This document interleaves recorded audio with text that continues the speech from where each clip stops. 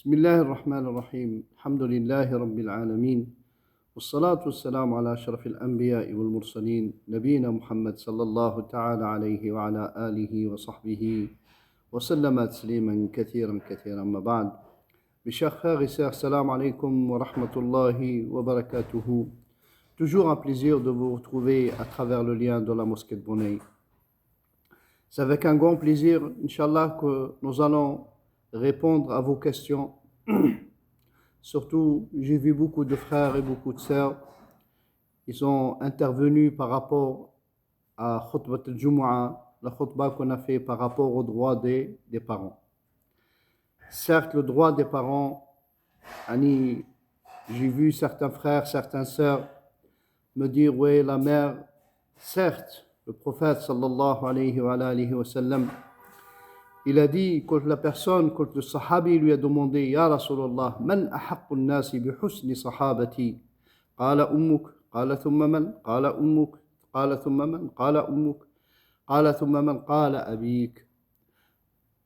3 fois, le prophète sallallahu alayhi wa sallam, il a dit, le compagnon, il vient demander au prophète sallallahu alayhi wa sallam, Ya Rasulallah, quelle est la personne qui mérite un très bon comportement de ma part, et qui mérite le grand soin de ma part? Il lui a dit ta mère. Et qui? Il a dit ta mère. Et qui? Ta mère. 3 fois la mère.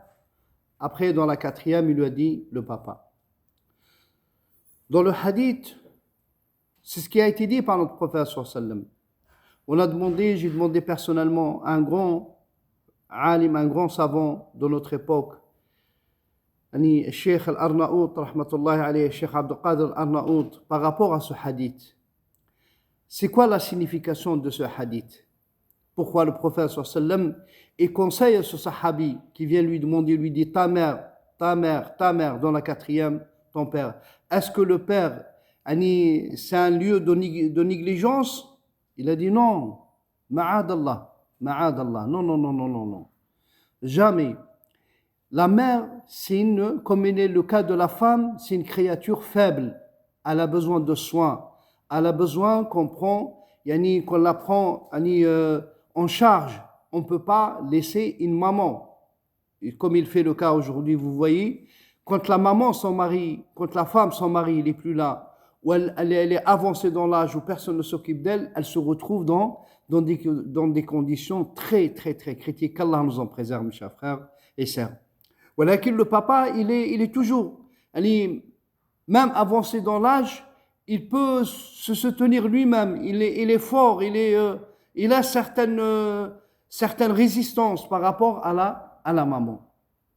C'est pour cela que les enfants, ils doivent prendre soin de leur maman. Ils veulent qu'Allah subhanahu wa ta'ala, s'ils veulent qu'Allah azza wa jal soit satisfait d'eux, il faut qu'ils prennent soin de leur maman. La maman, c'est un pilier dans la maison. Mais cela, sans pour autant oublier que le papa, comme il a été dit, quand ils ont demandé à Abdullah ibn Mubarak, rahmatullah alayhi, un des très grands imams de la génération qui sont venus après, les tabi'in, qui sont venus après les compagnons, radiallahu anhum, ils ont venu l'enfant, il lui a dit, l'enfant, il vient voir ce grand imam, Abdullah ibn Mubarak, rahmatullahi alayhi, lui dit à imam, je l'ai lavé, il connaissait le papa, je l'ai lavé, j'ai fait le nécessaire, il lui a dit, peut-être que tu rembourseras la sueur, une journée de sueur qu'il a fait pour vous et pour vous nourrir. Et c'est pour cela qu'Allah subhanahu wa ta'ala dans le Coran, il n'a pas différencié. Il a dit wala taqul lahuma, les deux, le papa comme la maman. Wala taqul lahuma uffin, ne dis pas ouf à tes parents. Qu'Allah nous en préserve, mes chers frères et sœurs, qu'Allah nous en préserve, qu'Allah ta'ala par sa grâce et sa miséricorde nous en préserve. Certainement, on réalise pas la gravité de cet acte, jusqu'à ce que, comme vous l'avez entendu dans le khutbat al-Jumu'ah, le prophète sallallahu alayhi wa sallam, le hadith, il est dans al-Hakim, dans le Mustadrak, hassanahu kathir ulama al-hadith, Man mala'a aynah, celui qui remplit ses yeux de colère dans le visage de l'un de ses parents, sa mère ou son père, Allah il les remplit yawm al-qiyamah de feu de l'enfer yawm al-qiyamah, nasallallahu salamata wal afiya, qu'Allah nous en préserve. Celui qui remplit, ou des fois l'enfant il répond à ses parents comme s'il répondait à un de ses amis, qu'Allah nous en préserve. Qu'Allah nous en préserve. Et c'est grave, c'est très grave. C'est très grave. Il faut prendre en considération la position des parents. C'est pour cela que Allah Azza wa Jal, il a dit dans Surat Al-Isra, وَقَضَى رَبُّكَ أَلَّا تَعْبُدُوا إِلَّا إِيَّهُ وَبِالْوَالِدَيْنِ إِحْسَانًا. Vous imaginez comment il est venu le verset? Comment Allah Azza wa Jal, par sa grâce et sa miséricorde, il a fait le waw al-atf. Il a utilisé le waw, cette lettre, pour vous dire l'importance des parents. Des parents. Faites très attention, mes chers frères et sœurs. Faites très attention. Surtout quand ils arrivent à un certain âge, quand ils sont avancés dans l'âge. Et certains ulama, comme l'Amin al-Shanqiti, rahmatullah alayhi, sahib Adwa al-Bayan, il dit, surtout quand ils arrivent à un certain âge, quand ils sont jeunes, c'est interdit, mais quand ils arrivent, c'est encore plus interdit. Quand ils arrivent à un certain âge, avancé dans l'âge, la taqul lahuma uffin. À ce moment-là, tu ne peux pas leur dire ouf. Tu ne peux pas leur dire ouf. Qu'Allah nous en préserve, mes chers frères. Et qu'Allah tabaraka wa ta'ala nous donne la facilité, Inch'Allah, d'utiliser nos parents pour accéder à la miséricorde d'Allah Azza wa Jal dans ce bas monde et dans l'akhira aussi. Le frère Boumedine, il vient de me poser une question par rapport à la prosternation. La prosternation, c'est une adoration très noble. C'est une adoration très noble. Et l'adoration, elle se fait qu'à Allah. Elle se fait qu'à Allah. Avant notre tashri', avant que le prophète sallallahu alayhi wa sallam il arrive avec son tashri', avec la sharia de cette communauté, comme on l'entend dans la surah de Yusuf alayhi salam, la prosternation, c'était un honneur, un jour d'honneur. Comme Allah, il fait le cas, il nous raconte, subhanahu wa ta'ala, dans la surah de Yusuf. Il dit, j'ai vu 11 galaxies, et le Shamsu al-Qamar, la lune et le soleil, je les ai vus se prosterner. Et à la fin, Allah, il a réalisé ce rêve, et ils se sont prosternés, ses frères. Et la prosternation, c'était une prosternation d'honneur, pas d'adoration. Comme Allah il ordonne aux malaïkas, Allah il a ordonné aux malaïkas, il a donné l'ordre aux malaïkas de se prosterner devant notre père Adam alayhi salam.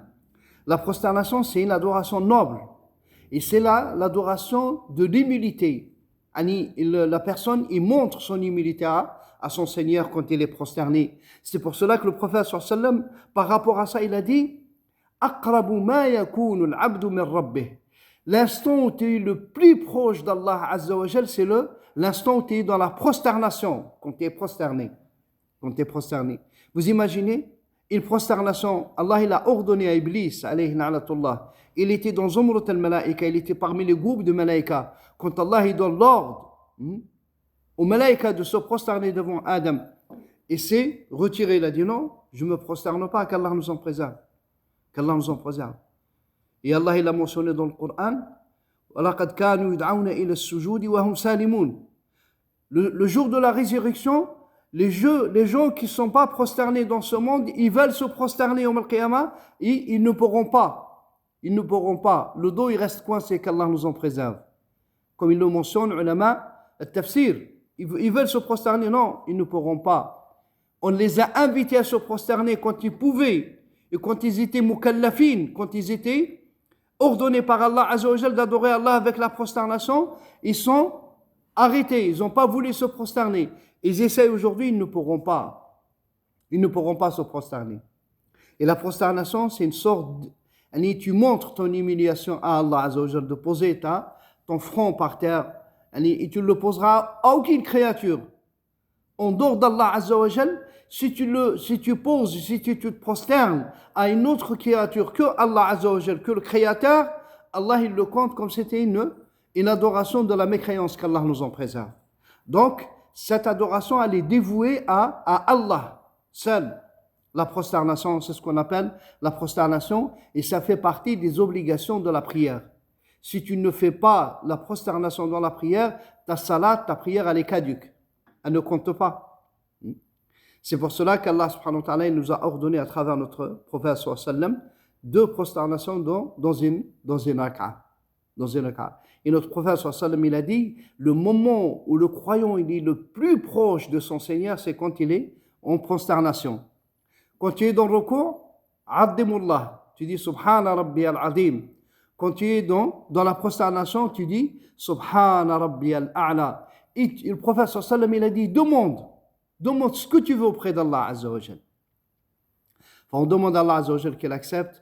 Barakallahu fikum. Wassalamu alaikum wa rahmatullahi wa barakatuh.